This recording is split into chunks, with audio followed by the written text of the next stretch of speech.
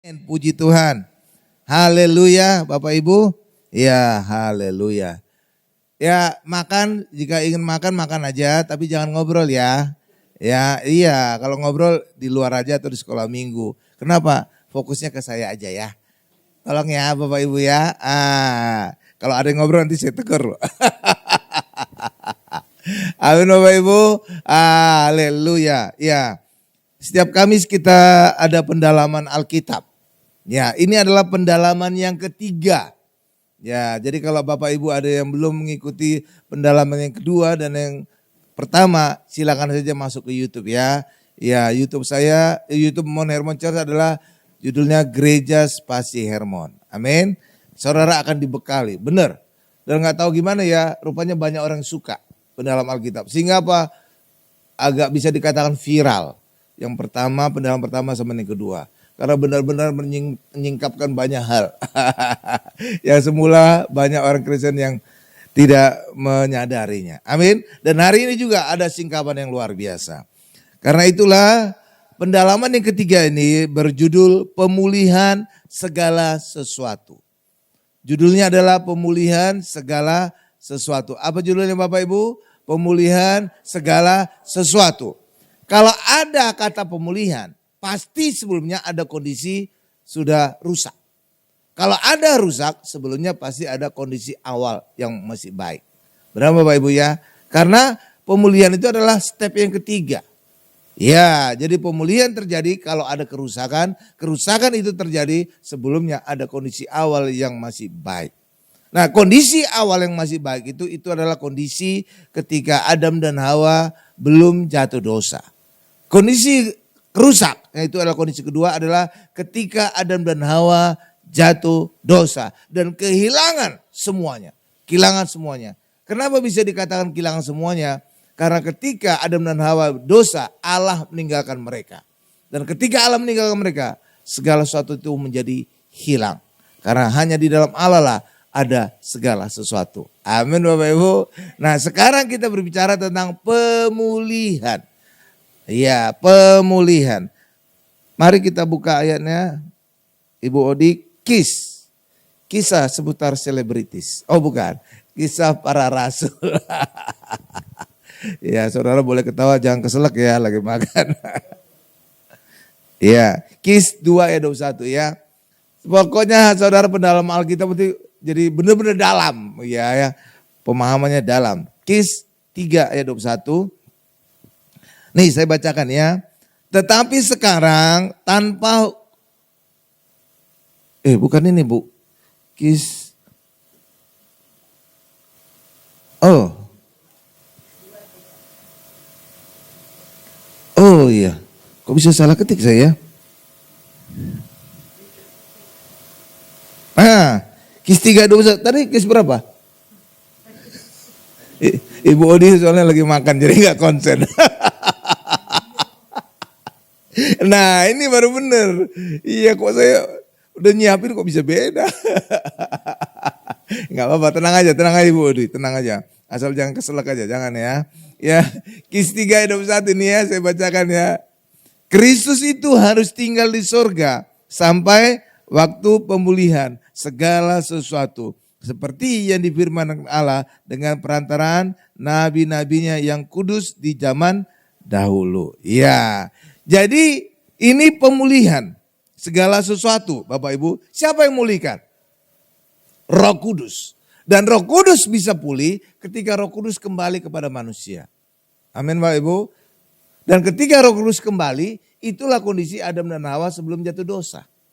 Ketika Allah membentuk manusia itu dari debu tanah dan ditiupkan nafas hidup, itulah Roh Kudus. Maka manusia itu menjadi hidup, manusia itu menjadi surga dan manusia itu penuh kuasa. Tetapi ketika jatuh dosa, Roh Kudus yang pergi, maka manusia kehilangan segala sesuatunya. Amin.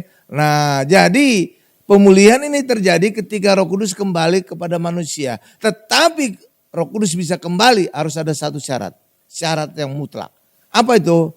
Manusia harus ditebus dosanya terlebih dahulu. Iya dong. Kalau enggak Roh Kudus enggak akan turun pada kita. Iya, kenapa? Roh Kudus itu kudus. Enggak mungkin bersatu dengan dosa. Enggak mungkin terang bersatu dengan kegelapan. Maka syarat utama Roh Kudus turun adalah orang itu harus ditebus dosanya. Dan orang bisa ditebus dosanya ketika percaya kepada Tuhan Yesus. Amin Bapak Ibu. Nah itulah sebabnya hanya orang Kristen yang punya Roh Kudus. Kenapa? Karena syarat Roh Kudus turun adalah harus kita ditebus dulu dosa kita. Harus dibersihkan dulu dosa kita. Maka Roh Kudus bisa turun. Tapi orang yang tidak percaya Yesus, mereka tidak ada penebusnya. Siapa penebusnya? Nggak ada kan? Makanya mereka nggak punya Roh Kudus. Ya, jadi orang Kristen itu yang punya Roh Kudus satu-satunya Bapak Ibu. Jadi Roh Kudus akan turun kepada manusia dan terjadi pemulihan kalau manusia itu sudah ditebus terlebih dulu dosanya. Itulah sebabnya orang harus percaya kepada Tuhan Yesus. Barulah dia kudus, barulah berikutnya Roh Kudus turun atas mereka. Dan ketika Roh Kudus turun, terjadi pemulihan. Semula yang didapatkan oleh Adam itu ada ketika Roh Allah ada pada dia, tapi hilang ketika mereka jatuh dosa. Tapi sekarang ketika Yesus telah menebus manusia yang percaya kepadanya, maka Roh Kudus kembali, maka terjadilah pemulihan pada manusia. Paham Bapak Ibu sejauh ini? Jadi pemulihan itu terjadi ketika Roh Kudus turun atas manusia. Amin Bapak Ibu. Dan Roh Kudus bisa turun kalau manusia itu ditebus dosanya. Dan ketika manusia mengalami penebusan dosa, sebelumnya harus percaya kepada Tuhan Yesus. Itulah sebabnya hanya orang Kristen yang punya Roh Kudus. Oke Bapak Ibu? Iya. Dan ketika Roh Kudus kembali kepada manusia, dan itulah diawali pada saat Pentakosta. Saat Pentakosta adalah turunnya Roh Kudus di loteng atas. Iya Bapak Ibu. Iya. Maka apa? Dampaknya apa ketika Roh Kudus kembali kepada manusia? Bukan aja manusia itu hidup, manusia juga kembali serupa segambar Allah. Kenapa? Roh Kudus itu adalah Allah dalam manusia. Maka manusia kembali menjadi serupa segambar Allah. Yang ketiga, dampak ketiga adalah manusia itu menjadi penuh kuasa. Ya Bapak Ibu, punya kuasa kan? Kenapa? Roh Kudus itu yang memberikan kuasa kepada manusia. Itu yang dikatakan dalam Kisah Rasul 1 ayat 8. Kamu akan beroleh kuasa kalau Roh Kudus turun atas kamu dan kamu akan menjadi saksiku di Yerusalem, Yudea, Samaria sampai ke ujung bumi. Jadi 3 hal yang kita dapatkan. Dan inilah yang semula dipunyai oleh Adam dan Hawa. Mereka hidup, mereka serupa segambar Allah dan mereka berkuasa. Nah, Pak, kira-kira Adam dan Hawa itu berkuasa apa sih Pak? Kalau saudara ingin tahu Adam dan Hawa itu berkuasa apa? Itulah seperti Tuhan Yesus ketika hadir di dunia. Karena Tuhan Yesus adalah manusia yang tanpa dosa. Roh Allah ada pada dia. Karena ayat ada berkata, Roh Allah ada padaku sehingga aku bisa memberitakan kabar baik kepada orang miskin, membebaskan tertindas, melepaskan dari yang terikat. Benar Pak Ibu? Iya. Jadi kondisi Yesus itulah kondisi Adam dan Hawa sebelum jatuh dosa. Sangat berkuasa kan? Tuh. Dan hal yang sama juga kita alami orang Kristen. Ketika kita mengalami Roh Kudus, maka orang Kristen juga menjadi hidup dengan penuh kuasa. Itulah sebabnya di dalam Markus 16 dikatakan tanda-tanda mujizat menyertai orang percaya. Karena apa? Ketika kita percaya, Yesus menebus kita, Roh Kudus turun atas kita, maka kita akan mengalami seperti Yesus ketika hadir di dunia. Maka kita penuh kuasa. Amin. Makanya aneh ketika ada orang Kristen menolak adanya mujizat. Itu ciri orang Kristen. Bukan ciri gereja ya. Bukan ciri seorang pendeta. Enggak, ciri orang Kristen. Iya. Tapi orang Kristen ini Bapak Ibu saya ingatkan. Bukan ketika di KTP-nya Kristen. Enggak. Kadang-kadang itu adalah Kristen KTP. Karena apa? Orang tuanya adalah Kristen. Maka anaknya kan biasanya otomatis Kristen kan. Iya biasanya gitu. Ya. Bahkan di pendeta juga bisa juga bukan orang percaya. Coba kita baca dulu ayatnya ya. Supaya ini menjadi dasar kita ya. Markus 16 ayat 17-18. Mulai dari 15 deh. Bu Odi udah selesai makan? Oh udah. Dipastikan dulu. Nah. Markus 16 ayat 15 ya, saya bacakan ya. Ini menjadi dasar bahwa orang percaya, bukan orang Kristen, orang percaya ada kuasa. Ini ada dasar ayatnya. Markus 16, itu Markus dekat-dekat terakhir. Markus 16 ayat 15 sampai dengan 18. Lalu ia ini siapa? Yesus berkata kepada mereka, pergilah ke seluruh dunia. Beritakanlah Injil kepada segala makhluk. Beritakan Injil itu Injil apa artinya? Kabar baik tentang Tuhan Yesus. Kabar baik tentang Tuhan Yesus bukan hanya dinyatakan oleh 4 Injil. Matius, Markus, Lukas, Yohanes. Tapi seluruh Alkitab itu adalah kabar baik. Kenapa? Karena seluruh Alkitab adalah tentang Tuhan Yesus. Cuma dalam perjanjian lama Tuhan Yesusnya masih tersembunyi. Dalam Injil, 4 Injil Tuhan Yesus dinyatakan sejak kelahiran sampai kenaikan surga. Dan surat-surat itu adalah pengajaran Yesus. Dijelaskan, dijabarkan. Amin. Jadi seluruh Alkitab itu tentang Tuhan Yesus. Itulah sebabnya saya bisa mengkhotbahkan Tuhan Yesus dari Kejadian sampai nanti kelak Wahyu. Iya Bapak Ibu, ya oke. Ikutin aja di channel YouTube ya. Nah lanjutkan lagi. Siapa yang percaya? Percaya apa tuh? Percaya Tuhan Yesus ya. Dan dibaptis akan diselamatkan. Tetapi siapa yang tidak percaya akan dihukum. Kenapa dihukum? Karena seluruh dunia, semua orang telah berbuat dosa dan kehilangan kemuliaan Allah. Lanjutkan lagi ayat 17. Tanda-tanda ini akan menyertai orang-orang yang percaya. Jadi tanda-tanda mujizat menyertai orang yang percaya Yesus. Kenapa bisa demikian? Karena ketika kita percaya Yesus, kita ditebus oleh darah Yesus. Dan ketika kita ditebus dalam menjadi Maha Kudus, Roh Kudus turun atas kita. Dan ketika kita mengalami Roh Kudus, kita dipulihkan kembali. Seperti Adam dan Hawa sebelum jatuh dosa. Bahkan kita akan menjadi seperti Yesus. Itulah sebabnya dikuatkan lagi oleh Tuhan Yesus. Barang siapa yang percaya kepadaku, ia akan melakukan pekerjaan-pekerjaan yang aku lakukan. Bahkan lebih besar lagi. Ada ayatnya itu Bapak Ibu. Jadi Tuhan Yesus sendiri menegaskan lagi. Bagi kita yang percaya. Saudara percaya Yesus? Amin. Hidup saudara juga punya ciri tanda mujizat. Tuh, Tuhan Yesus sendiri yang berkata. Amin Bapak Ibu. Iya ada ayatnya. Jadi bukan perkataan saya, bukan. Lanjutkan lagi. Tanda-tanda ini akan menyertai orang-orang percaya. Amin. Saudara percaya? Belum tentu orang Kristen itu orang percaya Bapak Ibu. Tadi saya bilang karena agama dari bapak mamanya. Amin. Jadi kan belum tentu percaya kan. Lah itu kan kepercayaan bapak mamanya. Belum tentu anaknya juga percaya yang sama kan. Makanya kalau yang KTP itu belum tentu. Itu bisa disebut Kristen KTP lah. Bahkan pendeta juga bisa jadi orang, ya bukan orang percaya. Kok bisa Pak? Pendeta kan bisa memberitakan firman Pak. Kok bisa orang percaya? Lihat aja khotbah-khotbah pendeta sekarang. Jarang sekali khotbahkan tentang Tuhan Yesus. Iya, itu menunjukkan bahwa dia tidak percaya Yesus. Sehingga dia tidak berani mengkhotbahkan Yesus. Saya ambil perbandingan gini. Perbandingannya unik. Ketika saudara sedang pacaran, sedang jatuh cinta.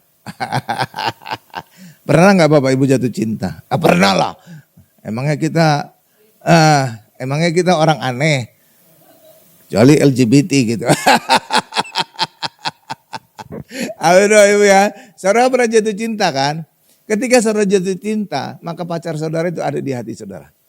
Dan ketika pacar saudara ada di hati saudara, apapun pembicaraan dengan orang lain, pasti saudara cerita tentang pacar saudara. Pacarku itu loh, baik banget. Kayak malaikat di hidup saya. Luar biasa. Ya kan Bapak Ibu ya. Ketika saudara sedang pacaran, maka ada di hati saudara, maka itu yang saudara ceritakan terus kan. Tapi sebaliknya ketika pacar saudara putus, maka dia tidak lagi menjadi pembicaraan. Benar kan Bapak Ibu ya? Hal yang sama juga dengan pendeta. Ketika hatinya ada Yesus, ketika dia mengasihi Yesus, maka setiap kali dia khotbah harus bicara tentang Yesus. Iya dong, itu menunjukkan Yesus ada di hatinya kan. Sebaliknya, kalau Yesus tidak di hatinya, dia tidak akan pernah bicara tentang Yesus. Dia tidak akan pernah mengkhotbahkan Yesus. Dan itulah menjadi tanda dia tidak percaya Yesus. Jadi walaupun pendeta bisa nggak percaya Yesus. Ya amin Bapak Ibu. Jadi saudara bisa menilai pendeta saudara. Amin. Walaupun dia pendeta belum tentu orang percaya. Terlihat dari khotbah-khotbahnya. Iya Bapak Ibu. Iya terlihat kan. Terlihat kalau dia mengasihi Yesus. Pasti dia khotbahkan tentang Yesus saja. Pasti diceritakan tentang Yesus saja. Iya. Jadi belum tentu pendeta juga orang percaya ya. Belum tentu. Singkapan. Lah iya dong. Iya. Ya lanjutkan lagi. Mereka akan mengusir setan-setan. Jadi orang percaya apa? Mereka akan mengusir setan-setan demi namaku. Jadi kita bisa mengusir setan. Jadi saudara jangan takut setan ya. Jangan ketika lewat kuburan, permisi, anak babi mau lewat. Jangan. Jangan saudara sebut anak babi, saudara nanti bisa kesurupan. Di Gerasa, ketika Tuhan mengusir setan, lari ke babi. Jadi ketika terjun ke jurang terus kan. Jadi ketika saudara mengakui diri saudara anak babi mau lewat, bisa kesurupan saudara. Amin Bapak Ibu ya. Anak Tuhan mau lewat, minggir setan, minggir itu Bapak Ibu. Benar, minggir, benar. Karena apa? Ketika kita percaya Tuhan Yesus, saudara punya kuasa kepada seperti Tuhan Yesus untuk mengusir setan. Amin. Lah iya dong. Kan Tuhan Yesus berkatakan, ketika orang percaya kepada Yesus, maka dia bisa melakukan pekerjaan-pekerjaan yang aku lakukan. Apa salah satu pekerjaan Yesus? Mengusir setan. Jadi saudara punya kuasa untuk mengusir setan. Bahkan pekerjaan-pekerjaan yang lebih besar dari itu. Jadi orang Kristen dahsyat itu Bapak Ibu. Saudara bisa mengusir setan ya. Tuh keren kan? Iya kita bisa buktikan. Iya Bapak Ibu. Walaupun saya tidak punya karunia untuk merasakan adanya setan atau melihat setan dapat penglihatan. Ada orang yang punya itu karunia demikian Bapak Ibu. Tapi puji Tuhan saya bisa mengusir setan. Kenapa? Ciri orang Kristen itu punya kuasa untuk mengusir setan kan? Benar kan Bapak Ibu ya? Jadi saudara juga bisa. Kita punya sarana dengan perjamuan kudus minyak urapan sudah terbukti juga. Iya di gedungnya Ibu Lydia, Ibu Shirley. Setan lantai 19 bisa diusir, bersih. Amin Bapak Ibu. Iya. Cuma tidak ada disebut sini kan. Tanda-tanda orang percaya melihat setan. Enggak ada kan? Enggak ada kan? Mengusir iya. Saudara itu tuh. Jadi kalau saudara nggak punya karunia untuk melihat setan, ya is okay lah. Karena apa? Nggak ada dikatakan tanda-tanda orang percaya bisa melihat setan. Nggak ada. Nggak ada ya, nggak ada. Tapi mengusir setan bisa. Oke, iya tuh. Lanjutkan lagi. Bisa mereka akan mengusir setan-setan demi namaku. Mereka akan berbicara dalam bahasa-bahasa yang baru bagi mereka. Ayat 18-nya. Mereka akan memegang ular dan sekalipun mereka minum racun maut, mereka tidak akan mendapat celaka. Mereka akan meletakkannya atas orang sakit dan orang itu akan sembuh. Jadi hidup kita penuh tanda mujizat, numpang tangan pada orang sakit sembuh. Bisa memegang ular, tapi jangan dicobai ya. Jangan dicobain, jangan mana sarang ular, aku pegangnya kepalanya. Mati saudara. Masuk ke kebun binatang, mana sarang ularnya? Aku pegang, mati saudara dipatok ular. Kalau tidak sengaja, saudara jalan di hutan, di semak-semak, dipatok ular saudara nggak apa-apa. Amin Bapak Ibu. Demikian juga ketika saudara diracun orang, ya atau disantet orang, diguna-gunakan, saudara nggak mempan. Nggak mempan. Ini tanda-tanda kita nih. Amin Bapak Ibu. Tapi jangan sengaja. Baygon rasanya apa? Strawberry. Mati. Amin. Amin. Ya, jangan mencobai Tuhan. Sama seperti juga ketika Tuhan dicobai oleh iblis. Jatuhkan dirimu dari hubungan bait Allah. Nanti malaikat akan menatang kakimu sehingga tidak terantuk kepada batu. Itu ada ayatnya. Malaikat menatang kaki kita. Tapi jangan mencobai Tuhan. Kita sengaja jatuh dari lantai 15. Mati. Mati ya Bapak Ibu ya. Mati ya. Mati. Mati. Tapi jangan dicobai. Oke. Kecuali kalau mungkin saudara kejadian gimana. Apes gitu. Ada teman saudara yang iseng, bukan iseng lah, jahat gitu. Jorokin saudara dari lantai 15. Itu mungkin aja mujizat terjadi ya. Saudara nggak mati ya. Amin. Mungkin patah-patah tulang lah, tapi nggak mati. Amin. Ya, tapi jangan sengaja jatuh terjun dari lantai 15. Mati bener itu. Amin Bapak Ibu. Oke. Jadi tanda-tanda mujizat menyertai kita. Kenapa bisa tanda-tanda mujizat menyertai kita? Karena kita telah dipulihkan seperti Adam dan Hawa sebelum jatuh dosa. Kita dipulihkan seperti Tuhan Yesus ketika hadir di dunia. Karena ditegaskan lagi Yesus. Amin. Tadi saya sudah sering kali saya katakan. Yesus berkata barang siapa yang percaya dia akan melakukan pekerjaan-pekerjaan yang aku lakukan. Bahkan lebih besar lagi. Amin. Amin. Ada ayatnya. Jadi bukan saya ngarang. Amin Bapak Ibu. Iya. Jadi tanda-tanda mujizat itu menyertai orang percaya. Amin. Iya. Saudara percaya? Tanda-tanda mujizat menyertai kita. Tapi bukan semua pendeta. Amin. Jangan saudara silau ketika dia pendeta berarti orang percaya. Belum tentu. Terlihat dari khotbah-khotbahnya.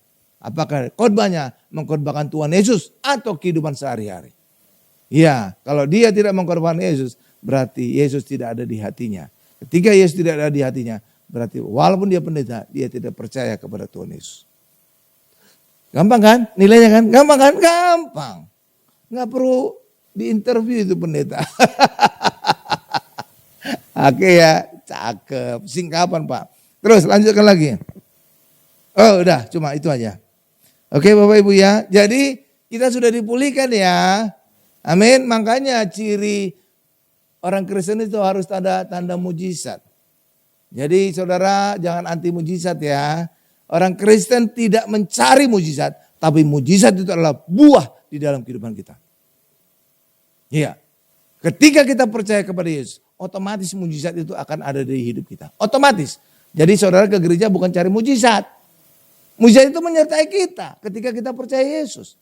Amin. Fokus saja kepada Yesus. Maka pelayanan saudara akan juga mengalami banyak mujizat. Sama seperti ketika saudara makan. Otomatis saudara kenyang. Benar gak? Benar gak? Lah iya dong. Ketika kita makan pasti otomatis kenyang. Hal yang sama juga. Ketika kita percaya Yesus. Otomatis ada mujizat di hidup kita. Jadi orang Kristen bukan mencari mujizat. Mujizat itu adalah buah di hidup kita. Oke, mantap. Oke. Haleluya. Nah, berikutnya manusia jatuh dosa. Ketika manusia jatuh dosa akibat makan buah pengetahuan yang baik dan yang jahat. Karena godaan setan. Ini saya juga udah khotbah sebelumnya ya. Pendalaman yang kedua ya, manusia jatuh dosa. Jadi manusia itu ya, Hawa digoda oleh setan untuk makan buah. Sebenarnya itu kayak kebodohan gitu Bapak Ibu. Sebenarnya rada bodoh. Ya Hawa itu rada bodoh. Kenapa? Karena iblis kan berkata, kalau kamu makan, kamu akan menjadi serupa Allah. Dan itu juga dikatakan ayat yang berkata, hal itu sangat menarik hatinya karena menjadi serupa seperti Allah. Nggak usah dia makan, itu juga dia diciptakan sudah serupa segambar Allah. Benar gak Bapak Ibu? Lah kalau udah serupa segambar Allah, ngapain lagi ingin berubah menjadi serupa segambar? Udah serupa segambar Allah dia diciptakan. Jadi rada-rada juga itu si Hawa ya. Jadi saudara lebih pintar dari si Hawa lah. Lah dia kan sudah serupa segambar Allah kan? Benar gak Bapak Ibu? Dia diciptakan serupa segambar Allah kan? Sedangkan iblis berkata, kalau kamu makan buah, kamu akan menjadi serupa segambar Allah. Lah ngapain lagi orang udah serupa segambar Allah? Benar Bapak Ibu ya? Jadi tanpa makan buah itu juga udah menjadi serupa segambar Allah kan? Lah iya. Jadi rada-rada juga si Hawa. Ya kan Bapak Ibu? Saudara bisa lebih pintar dari dia ya. Amin Bapak. Iya dong. Iya kan? Iya tuh. Jadi saya singkapkan saudara banyak hal. Oh iya juga ya. Orang sudah serupa segambar Allah, ngapain lagi makan buah untuk menjadi serupa segambar Allah? Lah. Ya kayak rada kebodohan juga ya. Ya. Nah ketika manusia jatuh dalam dosa Bapak Ibu. Akibat godaan iblis. Dampaknya adalah Roh Kudus pergi meninggalkan mereka.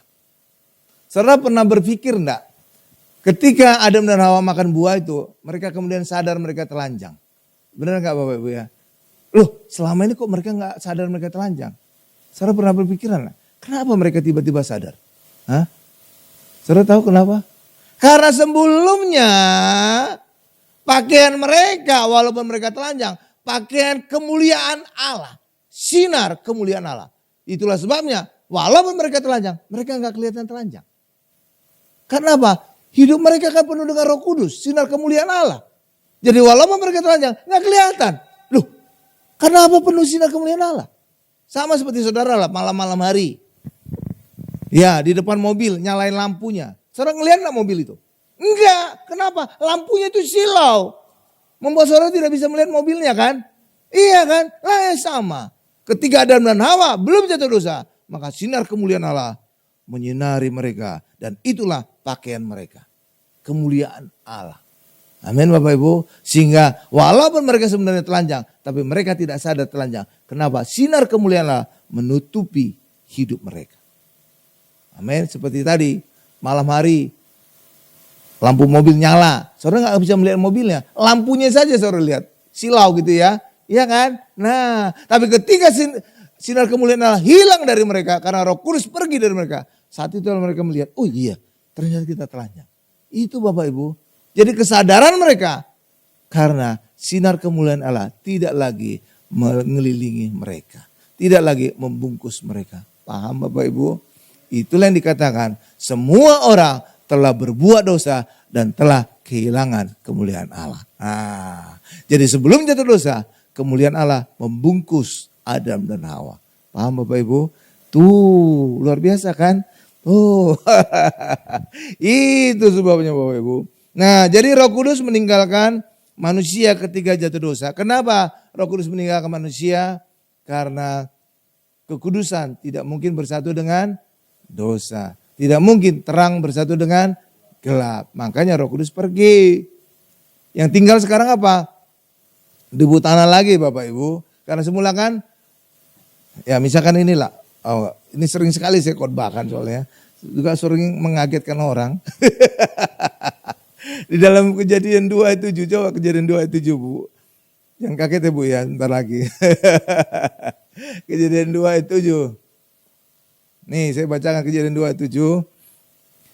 Ketika itulah Tuhan Allah membentuk manusia itu dari debu tanah dan mengembuskan napas hidup ke dalam hidungnya. Demikianlah manusia itu menjadi makhluk yang hidup. Jadi awalnya manusia itu apa? Debu tanah. Ini misalkan debu tanah itu tisu ini. Tisu, debu tanah. Lalu kemudian apa? Allah meniupkan nafas hidup. Kaget enggak Bapak? Ini pendeta lagi iseng. Misalkan nafas hidup ini, air mineral ini ya. Ketika ditiupkan nafas hidup, maka manusia itu menjadi makhluk yang hidup. Misalkan bergeser ke sini. Ya, makhluk yang hidup ya.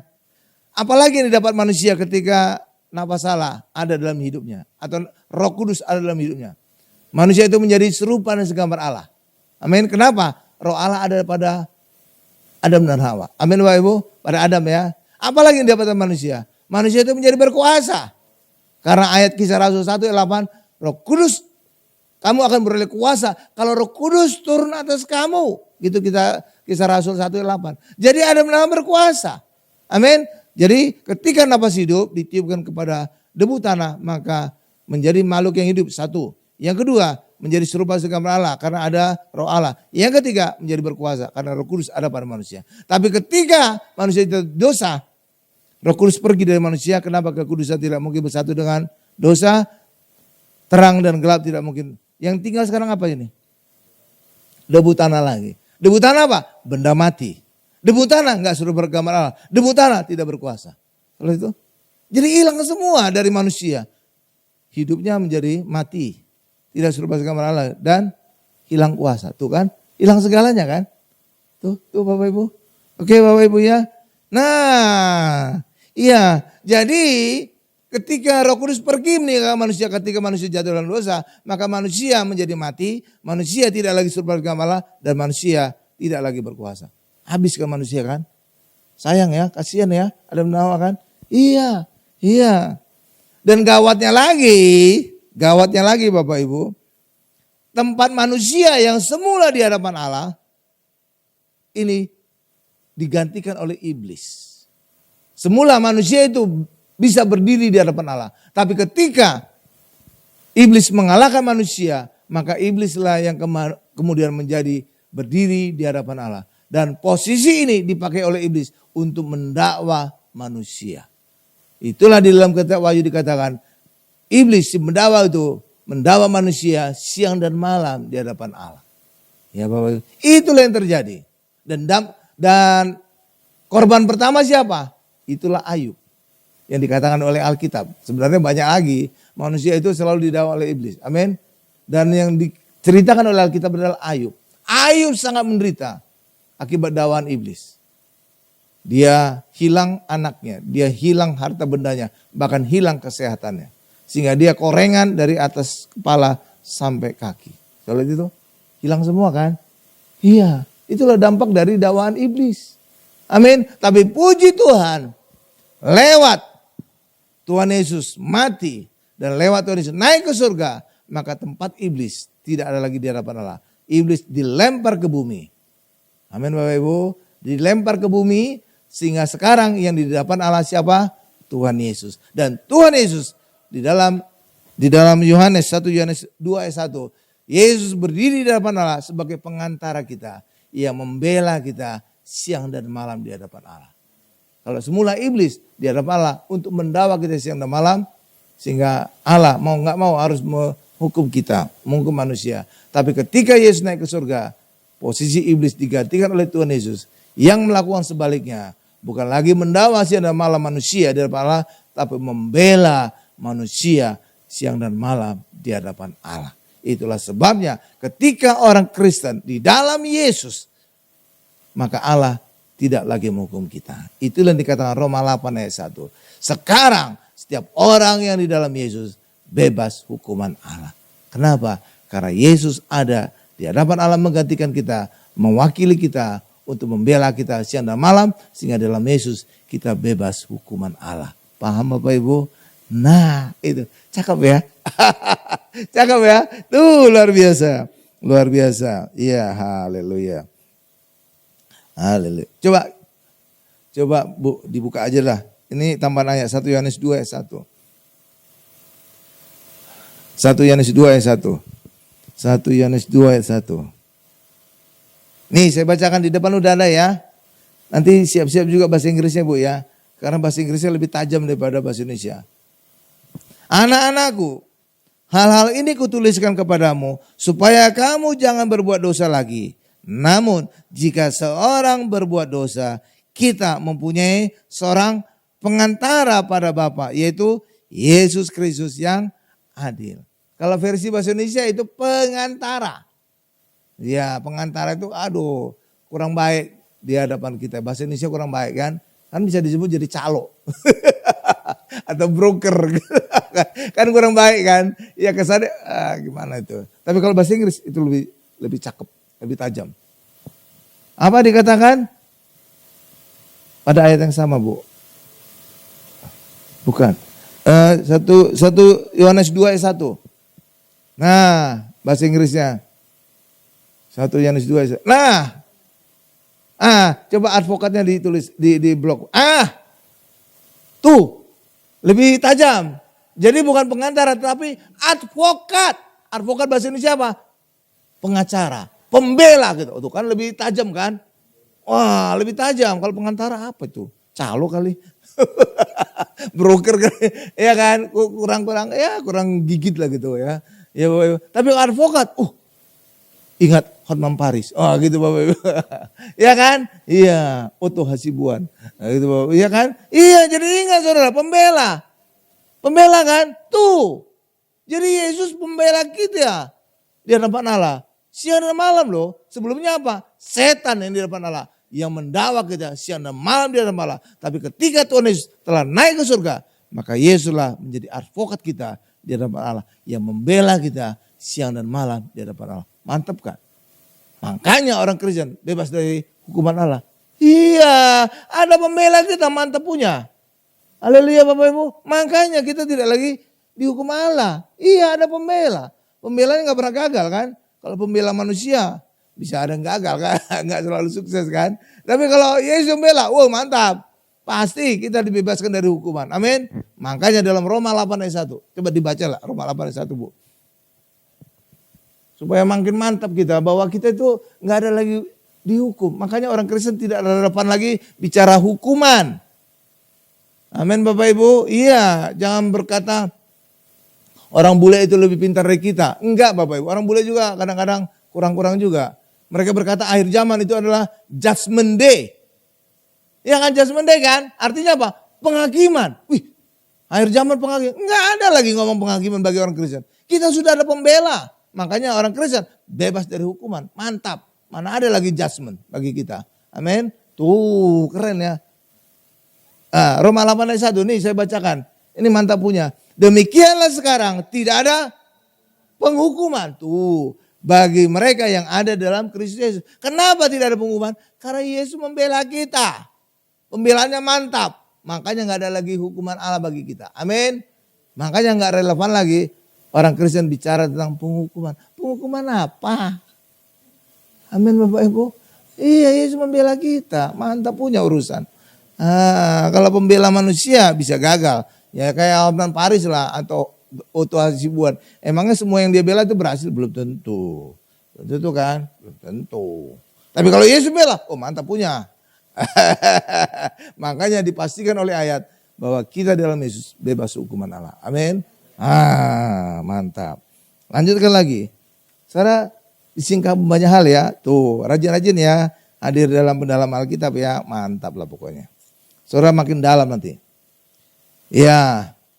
Tapi sebelum Yesus menebus kita, manusia itu terpisah dari Allah. Akibat apa? Dosa. Dosa lah yang menjadi pemisah antara Allah dengan kita. Bahkan Roh Kudus pergi meninggalkan Adam dan Hawa kan. Dan itu ditegaskan lagi dalam Yesaya 59 ayat 1 sampai 2. Coba Yesaya 59 ayat 1 sampai 2. Hari ini saudara dibekali banyak. Benar. Saudara bisa lebih hebat dibandingkan pendeta. Iya, pendeta lain belum. Coba saudara khotbahkan aja ini kepada mereka-mereka itu. Iya. Jangan oh gitu ya Pak ya. Malah pendetanya bilang kagum. Oh kok gitu Pak? Baru tahu Pak.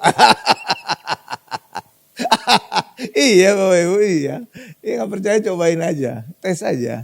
Nih saya bacakan ya. Yesaya 59 ayat 1 2. Sesungguhnya tangan Tuhan tidak kurang panjang untuk menyelamatkan. Dan pendengarannya tidak kurang tajam untuk mendengar. Jadi Tuhan sebenarnya bisa nolong, menyelamatkan, bisa mendengar doa-doa kita. Tapi kenapa bisa enggak? Ayat 2-nya. Tetapi yang merupakan pemisah antara kamu dan Allahmu ialah segala kejahatanmu. Dan yang membuat dia menyembunyikan diri terhadap kamu sehingga ia tidak mendengar ialah segala. Jadi dosa menjadi pemisah antara Allah dengan manusia. Dan lewat dosa inilah sehingga Allah tidak menyelamatkan, sehingga Allah tidak mendengar doa-doa kita. Lihat itu? Ya, oke? Sekarang ngerti ini? Ingat dulu ayat ini ya. Nanti saya akan menjelaskan dampaknya. Sudah? Ingat ya, akibat dosa Allah dengan manusia terpisah sehingga Allah tidak menyelamatkan, sehingga Allah tidak mendengarkan doa-doa kita. Amin. Oke, ingat ya. Nih, saya tunjukkan dampak akibat penebusan Yesus. Tapi ketika kita percaya kepada Yesus, menghapus segala dosa kita, ayat ini berlaku lagi enggak bagi kita? Tidak. Tidak dong. Karena ini kan akibat kesalahan dan dosa kita kan. Lah kalau sudah dihapus oleh Yesus, telah ditebus oleh Yesus, ini berlaku lagi ayat ini bagi kita? Tidak. Dan akibatnya apa? Maka Allah menyelamatkan kita dan Allah mendengar doa-doa kita. Tuh dampaknya. Tuh. Jadi ini kondisi ketika manusia berdosa. Tapi ketika manusia telah ditebus dosanya oleh Tuhan Yesus, maka ayat ini tidak berlaku lagi bagi kita. Paham Bapak Ibu? Iya, Allah tidak terpisah lagi bagi kita dengan kita. Enggak. Itulah sebabnya ketika manusia telah ditebus oleh Tuhan Yesus, tidak lagi berdosa, maka Allah tidak lagi terpisah, tapi Allah selalu menyertai kita. Itulah Immanuel. Selain itu dampaknya, luar biasa kan? Beda ya. Jadi Allah tidak lagi terpisah kan, tapi Allah menyertai kita. Wih, mantap. Yang kedua, apa tadi dampak dosa? Allah tidak mendengar doa-doa kita. Ketika kita ditebus dosanya, maka Allah sekarang menjadi mendengar doa kita. Itulah sebabnya di dalam Yakobus dikatakan, doa orang benar bila dengan yakin didoakan, besar kuasanya. Itu dampaknya. Luar biasa kan dampak Yesus kan? Tuh. Kenapa? Ketika berdosa manusia terpisah dari Allah.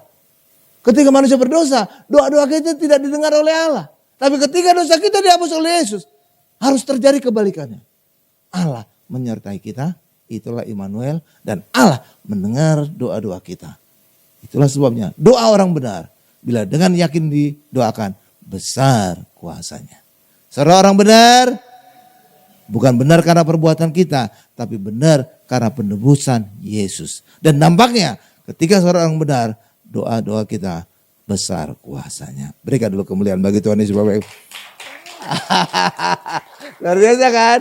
Tuh, luar biasa. Mana ayatnya sih Pak? Ya udah kalau saudara pingin ayat. Yakobus 5 ayat 16b. Yakobus 5 ayat 16b. Ya, saya langsung ayat B-nya ya. Doa orang yang benar bila dengan yakin didoakan sangat besar kuasanya. Saudara itu, saudara orang benar, nah doa saudara itu besar kuasanya. Tapi harus yakin. Amin Bapak Ibu. Nah itu luar biasa kan? Iya dong. Jadi Yesus itu sungguh-sungguh luar biasa ya. Ya, Roh Kudus itu memulihkan kita, luar biasa. Tapi syarat agar Roh Kudus bisa turun atas kita dan kita dijadikan bait Roh Kudus, harus kita mengalami penebusan Yesus dulu. Jadi ada urutannya. Amin Bapak Ibu. Ya, kan saudara juga lihat kan, Tuhan Yesus mati dulu menebus dosa kita, lalu kemudian naik ke surga, lalu Roh Kudus turun saat Pentakosta kan? Itu kan kita peringati kan, serka kan? Jadi urutannya adalah penebusan Yesus dulu. Yesus naik ke surga, Roh Kudus turun.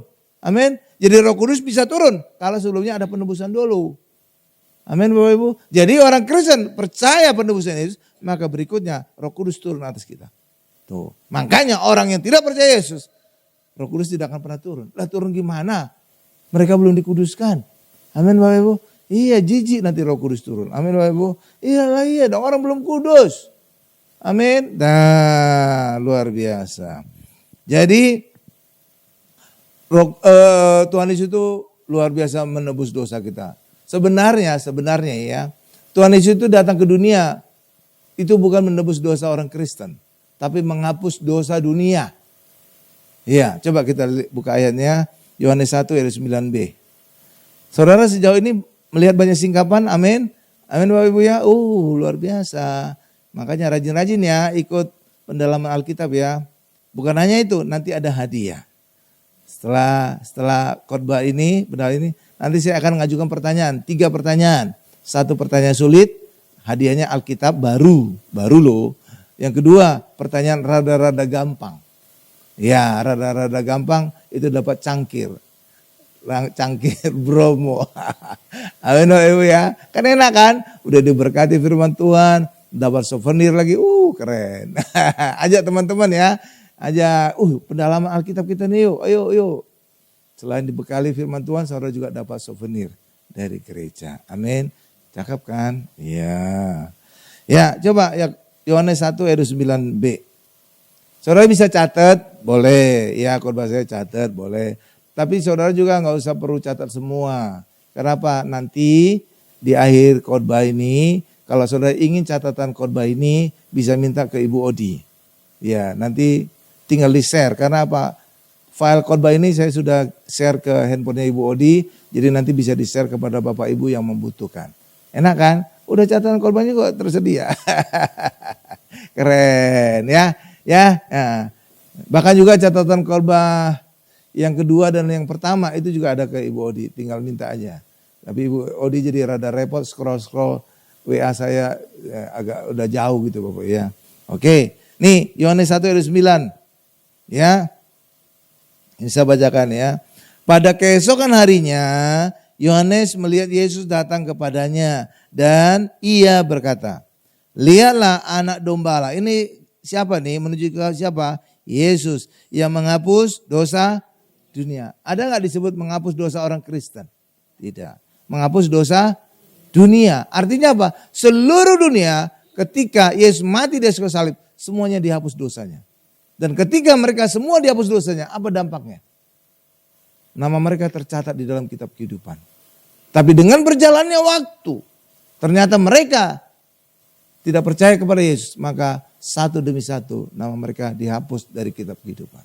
Tapi semula nama mereka semua tercatat dalam kitab kehidupan karena semuanya telah ditebus dosanya oleh Tuhan Yesus.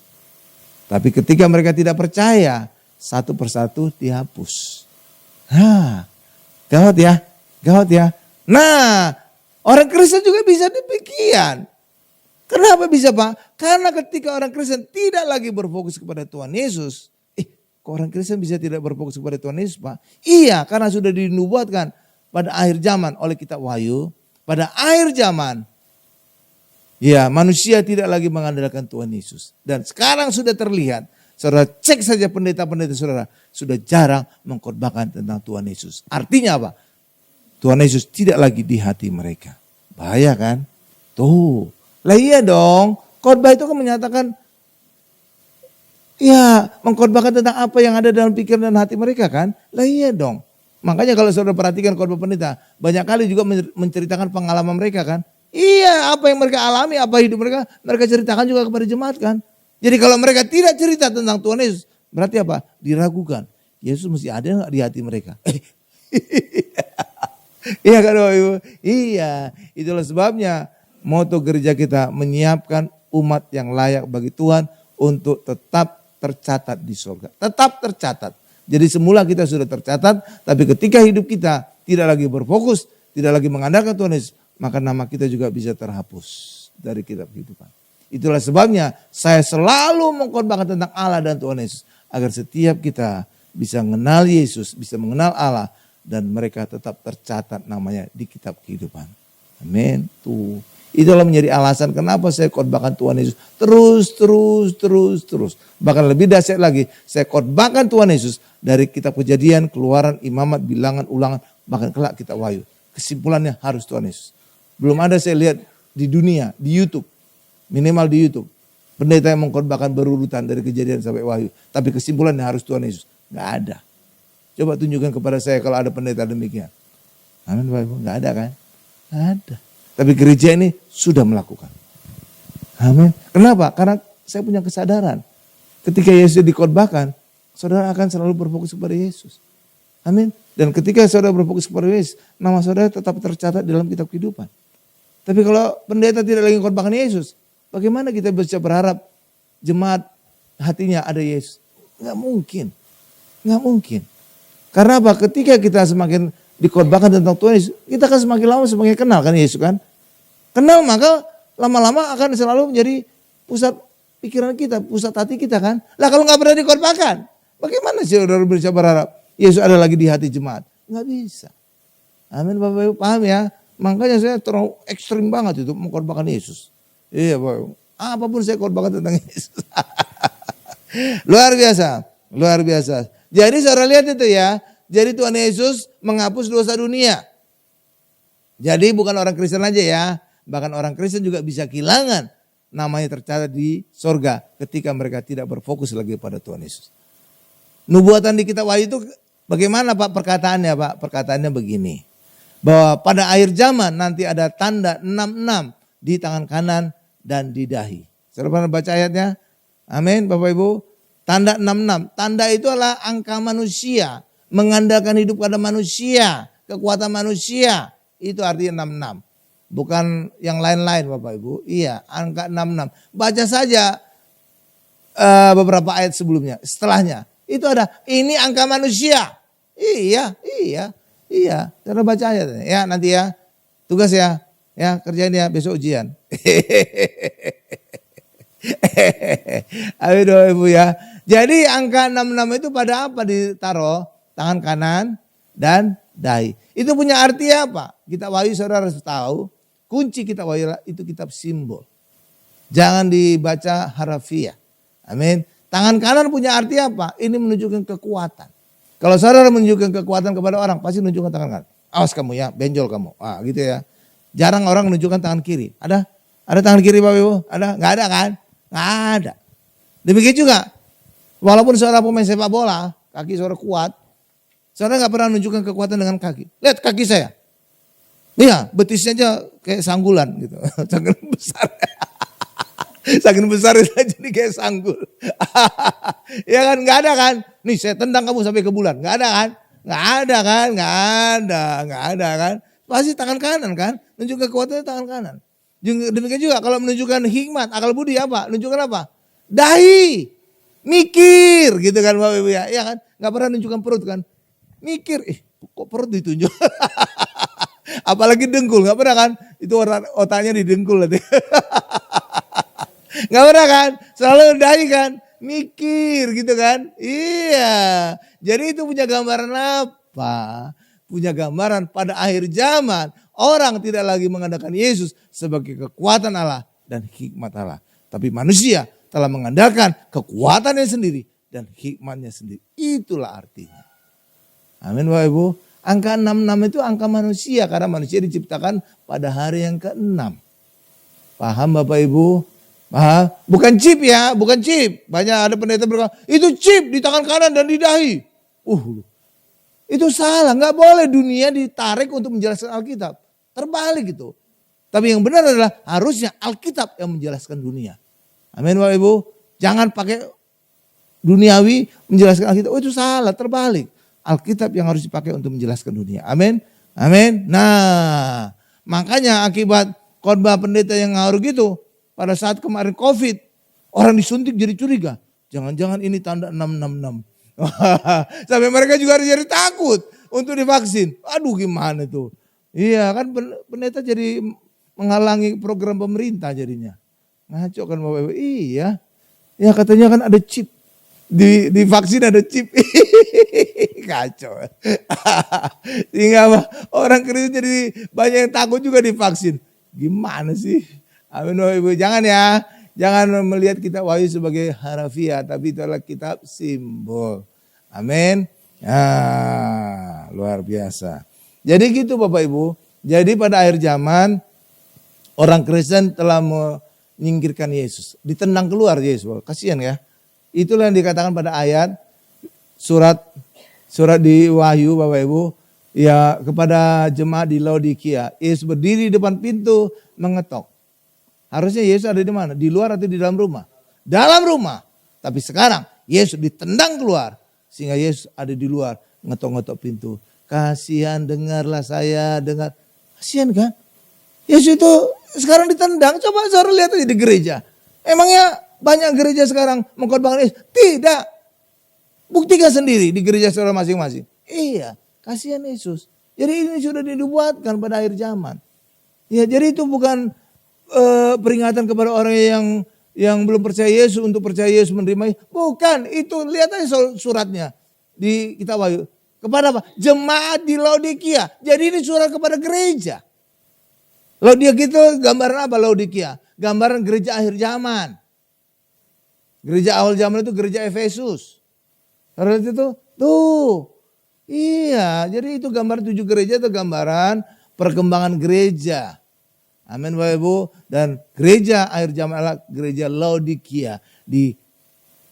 Pada Laodikia inilah ada Yesus berdiri di depan pintu. Kasihan pada akhir zaman itu. Makanya hari ini mari kita tetap berfokus kepada Yesus. Dan ketika saudara berfokus kepada Yesus, saudara dapat bonus. 1, hidup saudara penuh dengan mujizat. Karena orang yang percaya akan ada tanda-tanda mujizat. Yang kedua, saudara dapat singkapan banyak hal oleh Tuhan Yesus. Makanya khotbah saya juga banyak singkapan. Kenapa? Bukan saya terlalu pintar. Enggak banyak lebih pintar dari saya.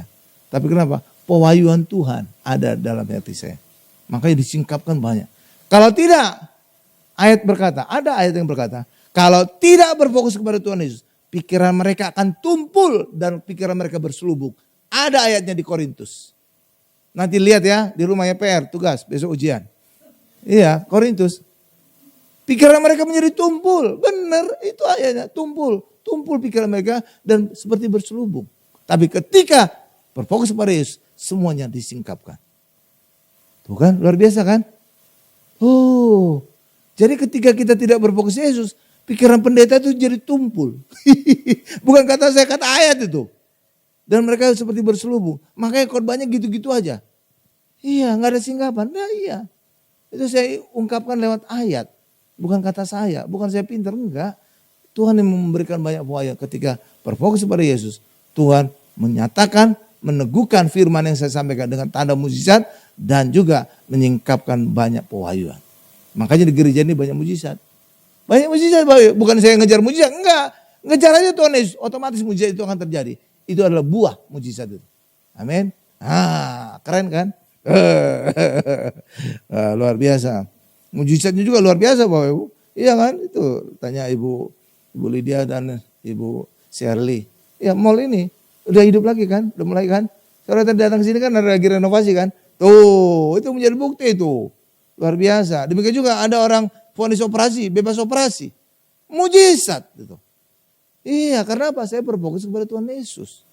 Kalau saudara juga berfokus Tuhan Yesus, tanda-tanda orang percaya, tanda mujizat akan menyertai hidup saudara. Karena ayat yang ngomong gitu.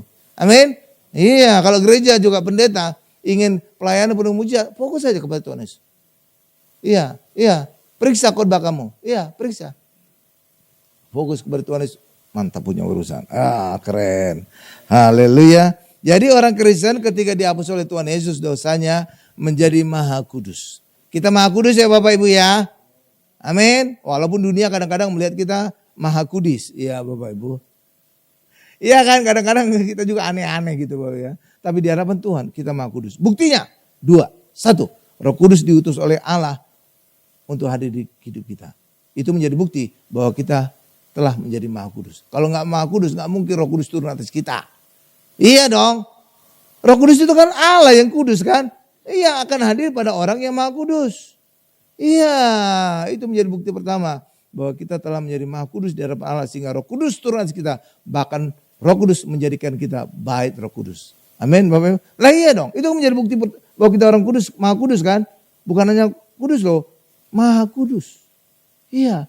Iya. Yang bukti kedua adalah. Kita sekarang penuh keberanian untuk datang ke tata Allah. Masuk ke tata Allah. Di ruang maha kudus. Itu dikatakan dalam Ibrani.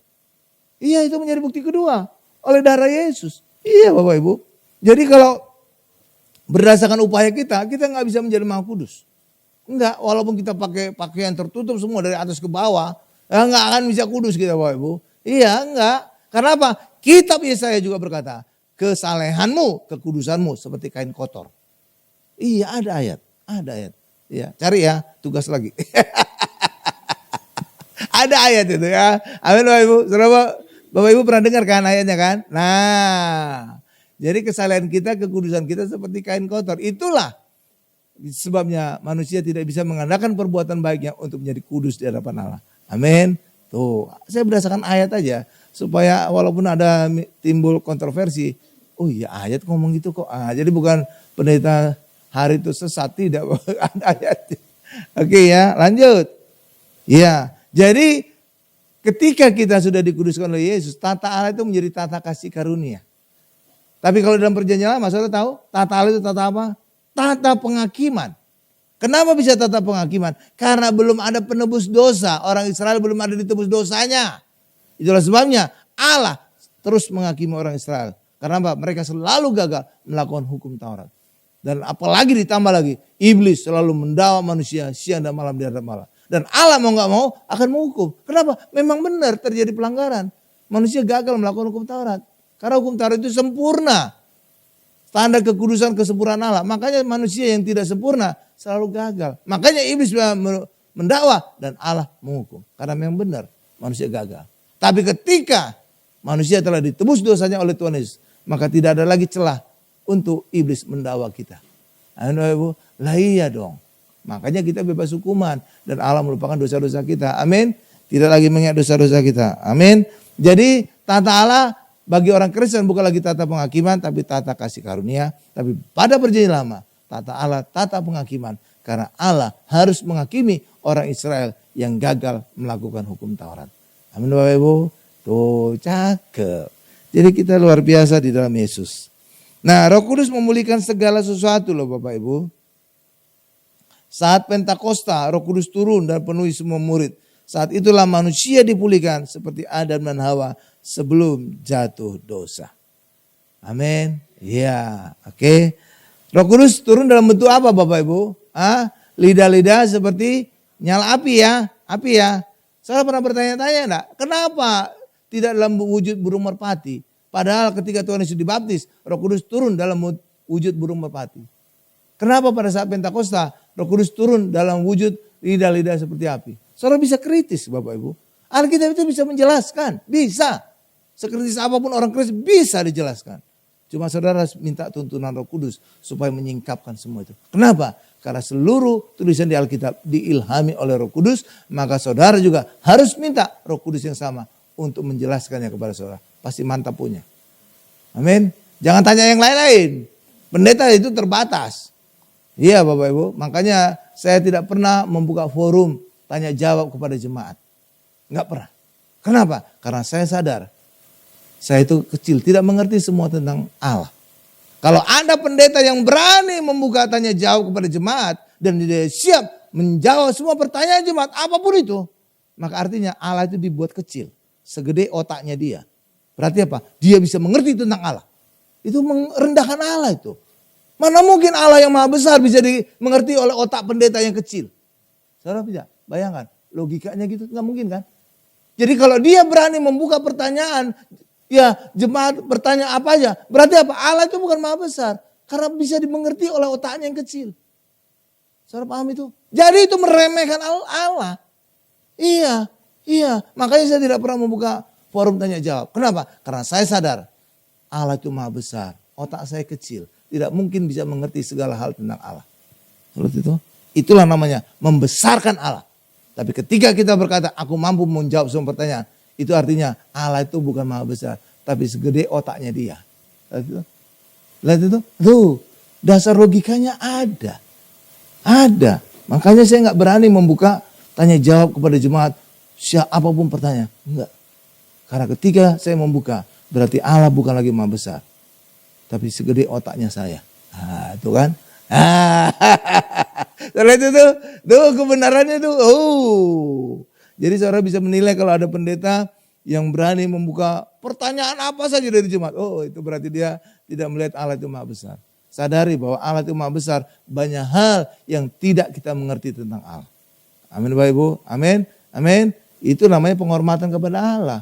Kita menghargai Allah itu maha besar. Tidak sebesar otak kita yang bisa mengerti segala hal tentang Allah. Oh kan, paham ya Bapak Ibu ya? Iya, makanya benar itu pendeta berkhotbah ini hanya sebagian kecil dari firman Tuhan. Iya benar. Karena kan kita itu mengkhotbahkan sebagian kecil dari firman Tuhan. Banyak hal firman Tuhan ya, yang besar yang kita tidak bisa pahami. Amin Bapak Ibu. Tuh gitu Bapak Ibu ya. Mantap. Jadi kenapa Roh Kudus dalam wujud burung lidah-lidah seperti api? Karena apa? Tidak lama kemudian Roh Kudus dalam bentuk lidah-lidah seperti api itu hingga pada lidah murid-murid untuk memberikan mereka perkataan-perkataan. Makanya dalam wujud lidah-lidah seperti api. Karena kemudian akan nempel pada murid-murid untuk memberikan mereka perkataan-perkataan. Amin. Paham? Makanya wujudnya lidah-lidah seperti api, bukan burung merpati. Kalau burung merpati nanti cit murid-muridnya. Amin, amin. Nah, tuh keren. Ya, haleluya. Jadi gitu ya Bapak Ibu ya. Jadi setelah Pentakosta, ya murid-murid itu dipulihkan seperti Adam sebelum jatuh dosa. Bahkan dipulihkan menjadi seperti Tuhan Yesus. Amin. Ya kan Tuhan Yesus juga pernah berkata kan, Roh Allah ada padaku sehingga aku melakukan ini. Nah sekarang ketika murid-murid berroh Allah, mirip seperti Yesus jadinya kan. Makanya Yesus berkata ketika orang percaya Yesus, mereka akan melakukan pekerjaan yang aku lakukan bahkan lebih besar lagi. Tuh. Jadi ketika saudara beroleh Roh Kudus dan hidup dipimpin oleh Roh Kudus, pekerjaan-pekerjaan besar Allah itu akan kita lakukan juga. Amin Bapak Ibu. Pekerjaan Yesus kita lakukan juga. Makanya ciri orang Kristen ada mujizat. Makanya aneh kalau ada orang Kristen menolak mujizat. Amin. Justru itu ciri orang Kristen. Amin. Iya. Karena perkataan Yesus berkata, kamu akan melakukan pekerjaan-pekerjaan yang aku lakukan. Bahkan lebih besar lagi. Syaratnya harus percaya Yesus. Saudara percaya Yesus? Pekerjaan besar juga saudara bisa lakukan. Keren kan? Tuh. Bukan kata saya tuh. Itu kata Tuhan Yesus itu. Kalau saudara ingat ayatnya. Amin Bapak Ibu. Ingat gak ayatnya? Pernah saudara baca gak? Nganggu aja bilang iya Pak. Ada itu Pak. Saya kayaknya pernah. Ingat-ingat lupa. Tapi banyak lupanya. Amin Bapak Ibu. Iya. Makanya hidup orang Kristen seperti Yesus. Iya, luar biasa kan? Tuh. Nah, jadi Pentakosta itu adalah pemulihan awal Bapak Ibu. Kenapa pemulihan awal? Karena masih banyak lagi pemulihan yang dilakukan oleh Roh Kudus terhadap manusia. Iya. Pemulihan awal itu adalah Roh Kudus turun atas manusia. Amin. Manusia itu berkuasa. Tapi kehidupan manusia bukan hanya kuasa. Banyak hal lagi yang perlu diajari oleh Roh Kudus atas hidup kita. Contoh, bagaimana berhubungan dengan Allah. Itulah sebabnya Roh Kudus yang mengajar kita berdoa. Ya kan Bapak Ibu? Ada ayatnya kan? Ada Pak, ada. Saya pernah baca Pak. Gitulah. Mantap ya. Iya dia berdoa juga kita diajar oleh Roh Kudus. Tuh. Jadi pemulihan bagaimana komunikasi dengan Allah. Amin Bapak Ibu. Iya. Jadi Roh Kudus mengajari. Berdoa juga. Demikian juga Roh Kudus mengajari bagaimana manusia hidup sebagai orang yang telah dibenarkan oleh Allah. Amin Bapak Ibu. Iya. Jadi luar biasa kita menjadi orang yang dibenarkan oleh Allah. Banyak kali orang berkata kita harus melakukan hukum Taurat. Tapi orang Kristen melakukan hukum Taurat itu dengan cara yang berbeda. Cara berbedanya apa Pak? Kalau orang di luar Yesus melakukan hukum Taurat sebagai syarat agar benar di hadapan Allah. Tapi bagi orang Kristen kita melakukan hukum Taurat bukan untuk benar karena kita sudah dibenarkan oleh Yesus. Tapi ketika kita menjadi benar di hadapan Allah maka hendaklah kita melakukan hukum Taurat. Jadi hukum Taurat itu kita lakukan itu sebagai buah. Bukan lagi syarat. Kalau di luar Yesus syarat. Orang jangan mencuri.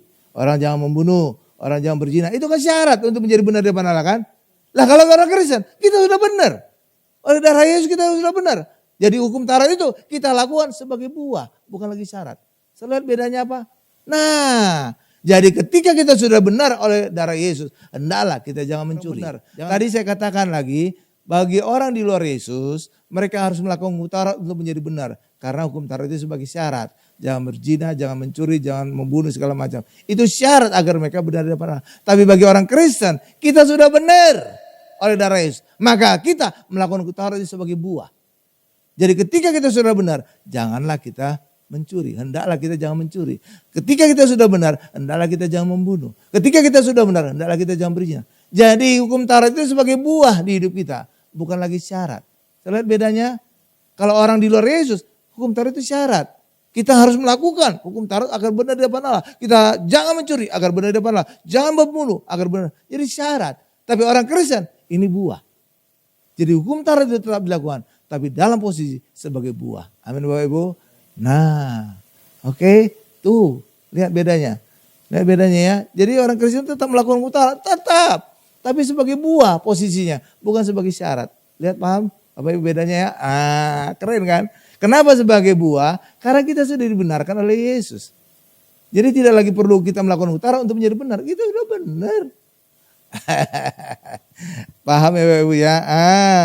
Karena banyak di luar sana yang mengajarkan ketika kita Kristen, kita tidak lagi melakukan hukum Taurat. Oh itu salah itu. Kita tetap melakukan, tapi bukan lagi sebagai syarat, tapi sebagai buah. Posisinya berbeda. Amin Bapak Ibu. Nah, jadi seorang makin pintar kira-kira. Jadi Roh Kudus itu mengajarkan juga bagaimana firman Tuhan. Makanya ketika saudara membaca Alkitab, minta tuntunan Roh Kudus. Kenapa? Karena Roh Kudus juga yang mengilhami penulis dari kitab-kitab di Alkitab. Amin. Jadi kalau saudara minta kepada Roh Kudus yang sama, pasti saudara paham. Lah iya dia yang mengilhami penulisnya. Ketika saudara minta tolong kepada Roh Kudus, pasti dia ngajari. Amin Bapak Ibu. Tuh kan luar biasa kan. Tuh. Jadi Roh Kudus itu mengajarkan kita tentang firman Tuhan ya. Amin Bapak Ibu. Nah. Roh Kudus juga mengajari banyak hal di aspek hidup kita. Bahkan juga dalam keluarga juga Roh Kudus mengajari. Amin Bapak Ibu. Iya, istri harus tunduk kepada suami. Ya, bukan tanduk ya, tunduk. Beda-beda tipis itu. Tanduk dengan tunduk ya. Tapi suami tidak bisa menindas istri. Tidak bisa sewenang-wenang kepada istri. Karena berikutnya kalimat berkata, tapi suami harus seperti Kristus yang berkorban bagi jemaat. Yesus korban bagi jemaat itu korban apa? Mati. Jadi suami harus siap mati bagi istrinya. Jadi kalau hanya sekedar korban perasaan itu masih kecil. Bahkan mati juga suami harus rela demi istrinya. Lihat tuh. Makanya suami tidak akan menindas istrinya. Karena apa? Dia juga harus mengasihi istrinya bahkan siap mati. Jadi seimbang ya, istri harus tunduk kepada suami seperti kepada Tuhan, tapi juga suami harus mengasihi istri seperti Kristus mengasihi jemaat yang siap mati. Jadi suami juga harus siap mati kepada istrinya ya. Amin Bapak Ibu. Tuh kan jadi imbang ya. Jadi suami gak boleh sewenang-wenang, gak boleh KDRT di keluarga. Amin Bapak Ibu. Itu kan cantik ya Tuhan ya. Luar biasa ya. Jadi istri harus tunduk kepada suami, tapi sebaliknya suami juga harus siap korban seperti Kristus kepada jemaat. Tuh. Enak ya? Enak ya? Tuh itu. Iya. Makanya karena acuannya kepada Tuhan yang sama, istri tunduk kepada suami seperti kepada Tuhan, dan suami mengasihi istri seperti Kristus mengasihi jemaat. Jadi Tuhannya sama. Istri mengasihi kepada Tuhan, suami juga mengasihi kepada Tuhan. Itulah sebabnya orang Kristen harus punya iman yang sama supaya Tuhannya sama. Paham Bapak Ibu? Ya kalau beda agama, gimana? Tuhan udah beda. Iya, jadi itu dasarnya kenapa kekristenan harus menikah seiman supaya Tuhannya sama. Paham Bapak Ibu? Jangan beda agama. Karena juga beda agama itu terang dan gelap tidak mungkin bersatu. Kebenaran dan kekudusan tidak mungkin bersatu dengan dosa. Amin Bapak Ibu? Iya, oke paham? Tuh, cakep ya Tuhan ya. Iya, jadi Roh Kudus mengajari kita. Amin Bapak Ibu? Ya, bahkan juga mengajari kita untuk mendidik anak juga. Iya, tinggal minta aja Roh Kudus. Kenapa kita bisa minta Roh Kudus untuk mengajar kita mendidik anak? Karena di Alkitab ada dituliskan bagaimana cara mendidik anak. Dan Alkitab itu diilham oleh Roh Kudus. Ya minta aja kepada petunjuk Roh Kudus untuk mendidik anak bagaimana.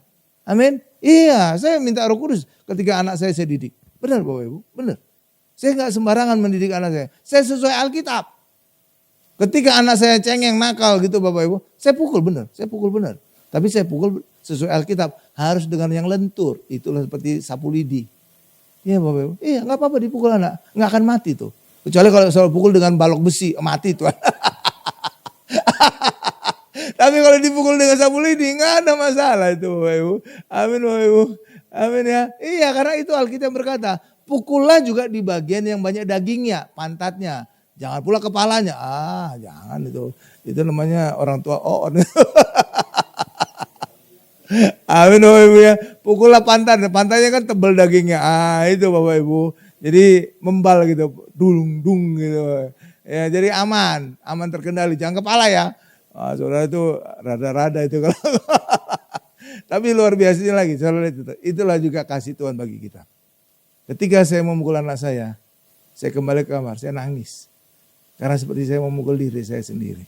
Itulah ketika kita menghukum anak kita, itu seperti menghukum diri kita sendiri. Allah juga demikian. Ketika Allah menghukum manusia, sebenarnya Allah itu juga nangis. Iya Bapak Ibu. Karena seperti saya juga orang tua. Ketika saya pukul anak saya, nangis dia. Ketika saya kembali ke kamar, saya juga nangis. Iya Bapak Ibu, saya nangis. Iya benar. Iya itulah luar biasanya. Kenapa? Anak itu kan kayak bagian dari kita kan. Bahkan kita siap mati bagi anak kita kan. Lah iya dong. Itulah yang menjadi penjelasan kenapa Allah siap mati bagi kita. Lah orang tua aja siap mati bagi anaknya, apalagi Allah Bapa kita di surga. Amin. Itulah sebabnya kita bisa paham banyak hal tentang Allah ketika kita melihat keluarga. Karena keluarga adalah gambaran Allah di dunia.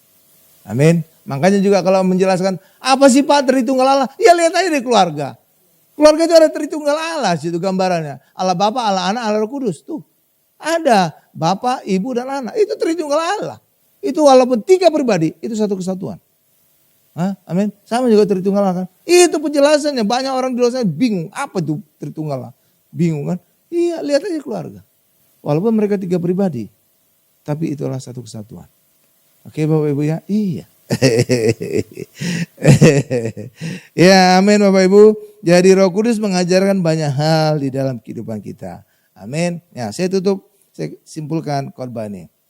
Orang Kristen sekarang sedang mengalami segala pemulihan. Segala pemulihan ya Bapak Ibu ya. Segala pemulihan bisa orang Kristen alami jika orang Kristen hidup dipimpin oleh Roh Kudus. Ya, dengan hidup di dalam anugerah Tuhan Yesus. Bukan hidup di dalam hukum Taurat yang mengadakan perbuatan daging. Amin. Itulah sebabnya ketika kita dipimpin oleh Roh Kudus, kita akan menghasilkan buah-buah roh. Kenapa kita bisa menghasilkan buah roh? Saya pernah bertanya, ketika kita dipimpin oleh Roh Kudus, kita menghasilkan buah roh. Kenapa kita bisa menghasilkan buah roh? Saudara tahu rahasianya? Ketika suami istri bersatu, mereka akan menghasilkan anak. Ketika juga Allah bersatu dengan kita, Roh Kudus bersatu dengan kita, itulah hasilnya buah roh. Lihat perbandingannya gampang kan? Ketika suami istri bersatu, maka akan menghasilkan anak. Tapi hal yang sama juga terjadi ketika Roh Kudus bersatu dengan kita, akan menghasilkan buah roh. Itulah kayak anak-anak roh. Buah roh. Amin Bapak Ibu. Tuh. Jadi pastikan hidup kita dipimpin oleh Roh Kudus agar buah-buah roh akan hadir di dalam hidup kita. Amin.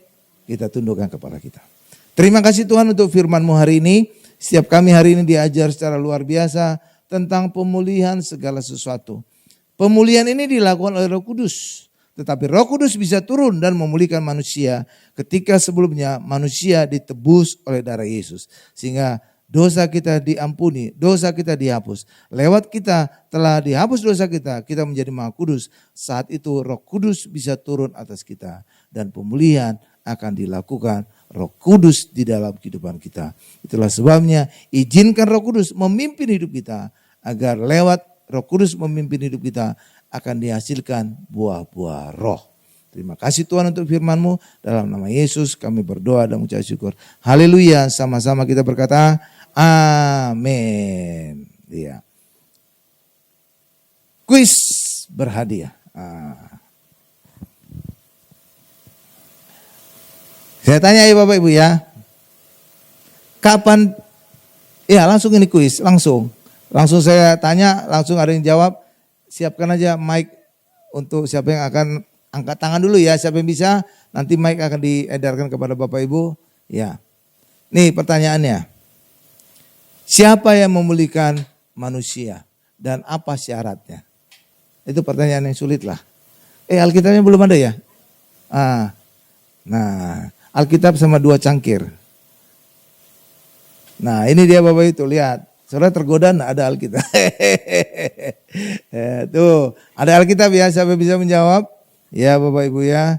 Ya, siapa yang memulihkan manusia dan apa syarat pemulihan tadi? Siapa yang bisa menjawab? Alkitab. Ibu Lydia.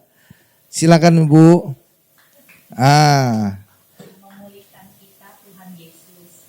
Kita harus suci. Supaya Roh Kudus bisa masuk ke dalam diri kita. Enggak. Ya, udah. Jadi sebenarnya yang memulihkan kita adalah Roh Kudus dengan syarat Yesus terlebih dulu harus menghapuskan dosa kita. Amin Bapak Ibu ya. Iya, karena Roh Kudus tidak mungkin turun atas kita yang masih berdosa kan.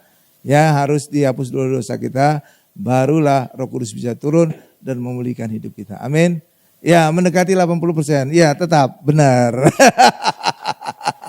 Ya, amin Bapak Ibu.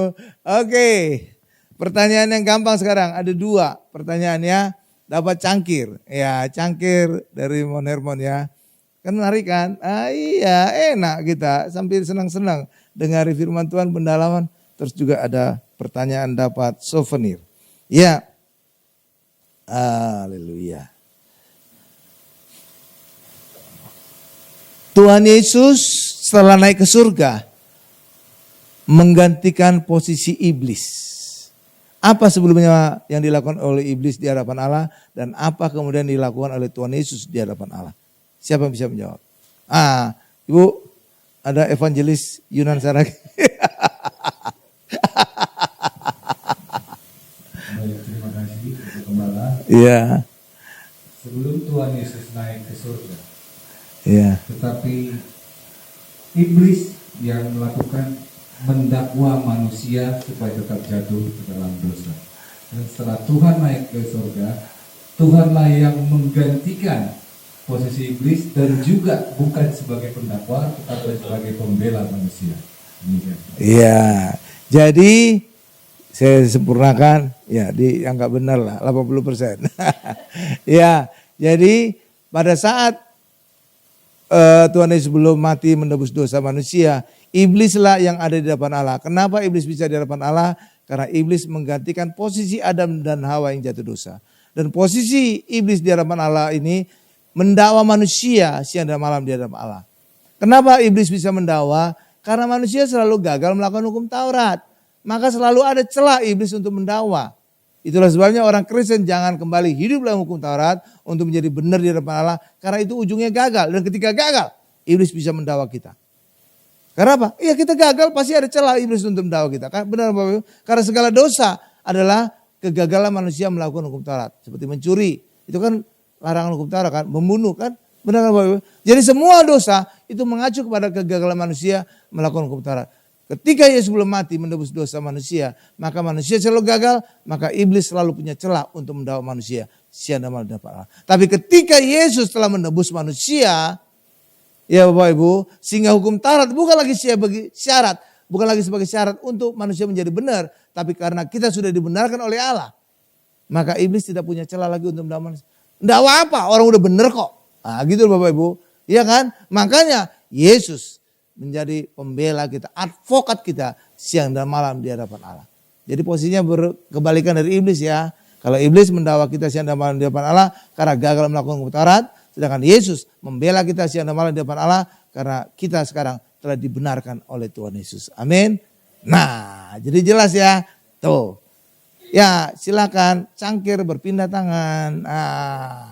Sekarang pertanyaan ketiga, keren ya. Jadi saudara enak gitu Ibu. Iya. Tuhan Yesus itu menebus seluruh manusia, menghapus seluruh dunia Bapak Ibu. Jadi bukan hanya orang Kristen ya. Amin Bapak Ibu ya. Ayat tadi ya Yohanes 1 ayat 9b ya. Ya, Yesus adalah anak domba Allah yang menghapus dosa dunia. Jadi bukan hanya orang Kristen, seluruh dunia dihapus. Tapi kemudian dengan berjalannya waktu, orang tidak percaya Yesus, maka nama mereka terhapus dari kitab kehidupan. Amin.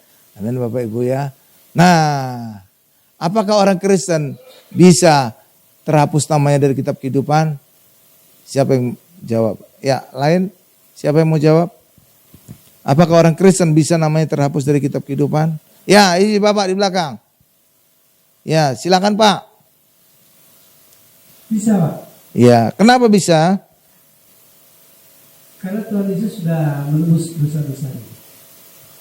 Kalau menebus kan tercatat. Tapi kenapa orang Kristen itu bisa terhapus namanya? Harus ada alasannya. Alasannya adalah karena manusia, orang Kristen bisa tidak lagi berfokus kepada Tuhan Yesus. Dan kelihatan sekarang ini. Iya kan? Kelihatan kan? Cara lihat aja khotbah-khotbah pendeta. Enggak ada lagi yang tentang Tuhan Yesus. Iya, buktikan aja sendiri-sendiri. Benar enggak Bapak Ibu ya? Kalau Yesus tidak dikhotbahkan artinya apa? Yesus tidak lagi di hati dari si pendeta itu. Iya Bapak Ibu, iya. Dan ketika tidak ada di hati, udah pasti enggak percaya. Lah iya dong.